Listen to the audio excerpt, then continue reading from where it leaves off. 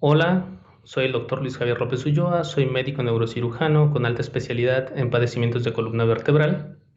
El día de hoy comparto el tema de síndrome de columna lumbar fallida o también conocido como columna multioperada.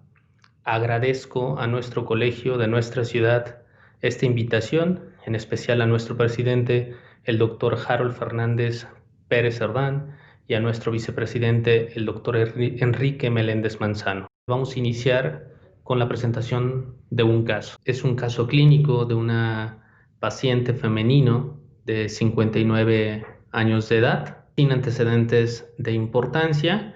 Tiene una escolaridad secundaria. Ella es ama de casa, originaria residente de Puebla, estado civil casada y de religión católica. Entre los antecedentes personales patológicos de esta paciente es el antecedente de una cirugía lumbar en el 2018, secundario a un tumor en la columna lumbar, en la vértebra número 1. No cuenta con reportes sobre el procedimiento realizado. Sin embargo, por radiografías recientes se le hizo un abordaje lumbar posterior e instrumentación transpedicular de 180 grados. Ella llega a la consulta refiriendo persistencia de un dolor de tipo lumbociatalgia del lado izquierdo, persistente, sin mejoría desde el primer procedimiento quirúrgico, el cual ya está imposibilitando la marcha y condiciona cambios de posición cada 5 minutos. En cuanto al puntaje de EVA, ella menciona tener 9 de 10 puntos de forma continua. Al realizar las escalas de discapacidad y de dolor, encontramos que ella tiene una discapacidad y una incapacidad moderada severa. En la escala de salud tiene una afección moderada severa tanto del estado físico como mental. El puntaje en EVA se corrobora en 9 de 10 puntos y el índice de masa corporal de nuestra paciente es de 23 kilogramos por metro cuadrado. Al realizar la exploración física, encontramos a la paciente con una paraparesia de predominio del lado izquierdo, con una disminución de la fuerza en la escala de Daniels de 4 menos de 5 y 4 de 5 del lado contralateral. Tiene alterada la sensibilidad desde L2 hasta S1, al igual que los reflejos, los cuales se encuentran aumentados en L4 y S1 del lado izquierdo. Con esta exploración neurológica encontramos que la paciente está cursando con un síndrome medular incompleto. Le actualizamos los estudios de imagen radiológica, en el cual mostramos lo que son las radiografías en AP y en lateral, mostrando lo que es la instrumentación de T12 a L2 y una lesión osteolítica que se encuentra ocupando la vértebra de L1. Realizamos estudios complementarios con estudios de tomografía, una tomografía axial computarizada, en la cual se muestran en los cortes sagitales nuevamente una lesión osteolítica del cuerpo vertebral de L1 y en los cortes coronales datos de insuficiencia de la instrumentación previamente colocada por su médico cirujano. En el estudio de imagen de resonancia magnética, en el cual se muestran los cortes axiales y el corte sagital, se vuelve a ver una lesión ocupante en la columna vertebral, hipointensa en el T1, con afección del conducto medular, el cual va condicionando compresión de la médula en todo lo que es el muro posterior del cuerpo vertebral de L1. Se observan también datos de aflojamiento en tornillos colocados en L2. El diagnóstico al que nosotros llegamos es un tumor de L1, un plasmocitoma, con datos de una columna lumbar fallida. Propusimos a la paciente realizar un abordaje posterior con artrodesis de 180 grados desde T11, T12, L2, L3, una osteotomía tipo 5 y colocación de una malla de titanio en L1. En esta imagen lo que observamos Una vez que ya realizamos lo que es la laminectomía de L1 y L2, se muestra la imagen del tumor, el cual está circunscrito en líneas blancas y condicionando el desplazamiento hacia el lado izquierdo de la médula. En este video mostramos cómo se está realizando lo que es la osteotomía tipo 4, iniciando del lado derecho con el debulking del tumor y posteriormente completando la vertebrectomía de L1. Aquí en esta imagen, una vez terminado ya la colocación del instrumental y la liberación de los tejidos neurales, observamos la laminectomía que se le hizo en la vértebra L1 y L2, la médula ya prácticamente alineada en la línea media sacra, y se observa en el fondo lo que es la malla de titanio y el resto de la instrumentación posterolateral con un crosslink sobre el segmento L1. La cirugía realizada fue la misma, un abordaje tóraco-lumbar posterior con artrodesis de 180 grados, de T11, T12, L2, L3, la osteotomía tipo 4 con colocación de malla de L1. Tuvimos un sangrado de 800 centímetros cúbicos y un tiempo quirúrgico de 5 horas y media y 6 horas 10 minutos para el tiempo anestésico. Neurológicamente, posterior al procedimiento quirúrgico, la paciente evolucionó con la persistencia de la paraparesia. Hubo una paresia con mayor afección en el miembro pélvico del lado izquierdo. Esto fue condicionado a que tuvimos que sacrificar la raíz de L2 al hacer el debulking. El tumor estaba englobando lo que es esta raíz y no hubo forma en la cual pudiéramos liberarla. En la actualidad, la paciente tiene 4 meses de evolución y la fuerza la tiene recuperada en el miembro pélvico del lado izquierdo en 4 más de 5, así como la sensibilidad y los reflejos ya está haciendo marcha independiente con ayuda de bastón. Estos son los estudios radiográficos de control en los cuales vemos la instrumentación realizada desde T11 hasta L3. Vemos la malla de titanio que está ocupando el espacio de L1 sin migración en ninguno de los materiales de osteosíntesis. Nuevamente, este es el control pre y posoperatorio antes y a los 3 meses de operado a la paciente. El tema que voy a compartir con ustedes es un tema muy controversial: cirugía lumbar fallida.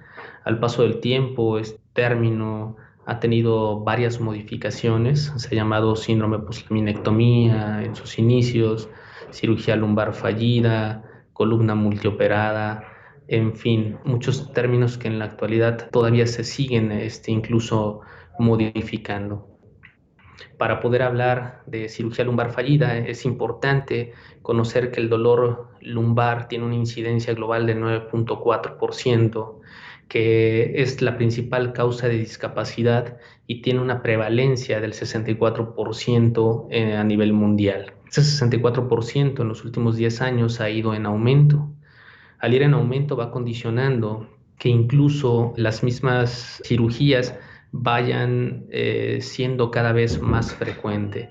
Esto ha resultado en que la cirugía lumbar de fusión ha aumentado hasta en el 170% en la actualidad en pacientes jóvenes entre 48 y 52 años. La definición de columna lumbar fallida es la persistencia de un dolor lumbar que no mejora posterior a una intervención o a más de una intervención quirúrgica y que tiene o la misma topografía o puede estar acompañada de alguna radiculopatía. La prevalencia de la columna lumbar fallida se ha reportado entre 20 al 40%. ¿Cuál es la etiología de la columna lumbar fallida? En la actualidad se ha hablado de factores preoperatorios y factores posoperatorios. Los factores preoperatorios se marcan como pacientes que tienen algún antecedente de litigio laboral, antecedentes de tabaquismo, obesidad, desorden psiquiátrico e incluso aquellos pacientes que tienen una etiología no determinada del dolor de espalda. Entre los factores posoperatorios se engloban en dos, que son los cambios propios degenerativos de la misma columna vertebral y las alteraciones biomecánicas que se van condicionando durante el procedimiento quirúrgico. ¿Cómo podemos saber si un paciente en el preoperatorio tiene una alta probabilidad de padecer una columna multioperada o una columna lumbar fallida? Se ha reportado en la literatura que los indicadores de una cirugía lumbar fallida se pueden englobar en la precisión del diagnóstico y en condiciones socioeconómicas, conductuales o psicológicas del paciente. La condición socioeconómica más frecuente es que el paciente presente un antecedente de litigio laboral. Se ha visto que los pacientes que tienen alguna remuneración por alguna afección médica son más propensos a tener mayor persistencia del dolor y una evolución más tórpida. El tabaquismo es un factor que va condicionando y que se ha asociado a un mayor uso de medicamentos analgésicos e incluso el uso de terapias de rehabilitación mucho más largas. En cuanto a la etiología del dolor de espalda, hay que recordar que el éxito de una cirugía no es el tratamiento quirúrgico realizado. El éxito de una cirugía lo da la precisión diagnóstica de la etiología del dolor. 58% de la columna multioperada está condicionada en pacientes que tienen el diagnóstico de un conducto lumbar estrecho no diagnosticado. Frecuentemente la columna multioperada se debe a estenosis en los recesos laterales condicionada por una hernia discal. Otro factor preoperatorio es la obesidad. Los pacientes con índice de masa corporal se han asociado a una falla en el uso de material de osteosíntesis y a mayores complicaciones posoperatorias. El último factor de riesgo preoperatorio son los desórdenes psiquiátricos. Los desórdenes psiquiátricos más frecuentes encontrados en pacientes con columna lumbar fallida es la depresión y la ansiedad. Estos pacientes tienden a tener mayor dolor y mayor debilidad muscular en el posoperatorio, condicionando una mejoría mucho más larga y en varias ocasiones incluso tórpida. En cuanto a los factores de riesgo posoperatorios, se encuentran los cambios degenerativos progresivos de la enfermedad. Es importante mencionar que los mismos cambios degenerativos de forma natural de la enfermedad va condicionando que no solo uno, sino varios segmentos se vayan enfermando.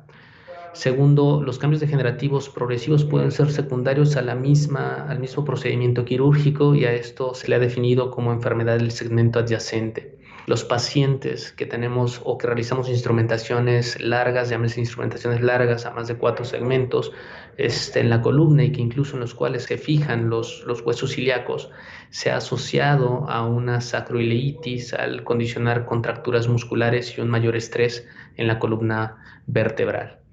En cuanto a la alteración biomecánica que se da en el posoperatorio, muchas ocasiones los pacientes que realizamos nosotros instrumentaciones no nos percatamos de que modificamos ciertos parámetros de la columna lumbar e incluso también pélvicos que pueden condicionar a una persistencia del dolor. ¿Cómo se realiza el diagnóstico de una columna lumbar fallida? Tiene que ser, y es un poco tedioso en el hecho de que tenemos que volver a iniciar, hacer una historia clínica, volver a analizar cuál es el origen del dolor, hacer comparativos de qué topografía tenía el dolor en el inicio y en el preoperatorio y en el posoperatorio. Volver a realizar estudios de imagen, volver a realizar las radiografías dinámicas y hacer los comparativos nuevamente pre y posoperatorio. Se ha mencionado que el estudio de imagen de resonancia magnética es el estudio ideal para hacer el diagnóstico de columna lumbar fallida. En este caso es frecuente que nosotros solicitemos el estudio de imagen de resonancia magnética con gadolinio para hacer el descarte de algunos diagnósticos diferenciales que pudiera tener nuestro paciente. En algunos casos en los cuales no se puede hacer el estudio de imagen de resonancia magnética, pues utilizamos lo que es la mielografía y en algunas unidades médicas incluso llegan a utilizar discografías e infiltraciones diagnósticas. El tratamiento de la columna multioperada o la columna lumbar fallida tiene que ser escalonado y se divide en tres fases de tratamiento. El primer tratamiento y el más importante es el tratamiento conservador. Este tratamiento conservador igual se divide en tres fases. En la primera fase nosotros iniciamos la terapia física, en la segunda fase iniciamos con los analgésicos y en la tercera fase nos hacemos uso tanto de la terapia física como el uso de analgésicos convencionales y aquellos analgésicos opioides. Una vez que el paciente no ha mejorado, tenemos que pasar al segundo escalón de tratamiento y es el tratamiento mínimamente invasivo. Y el tratamiento mínimamente invasivo se refiere principalmente al uso de una terapia del dolor de tipo infiltrativa. Y por último, pocos pacientes son aquellos que llegan a procedimiento de cirugía de revisión. Hay que recordar que la cirugía de revisión en el primer procedimiento tiene un éxito de un 50%. Si es la segunda revisión que nosotros vamos haciendo, disminuye hasta un 20 a un 30%, y si se realiza una tercera operación en el paciente, el éxito de mejoría del dolor no es mayor a un 10 o un 15%. Agradezco la atención prestada a esta webinar y espero la información que se les dio y el caso presentado sea de provecho para nuestra actividad diaria como médicos. Muchas gracias.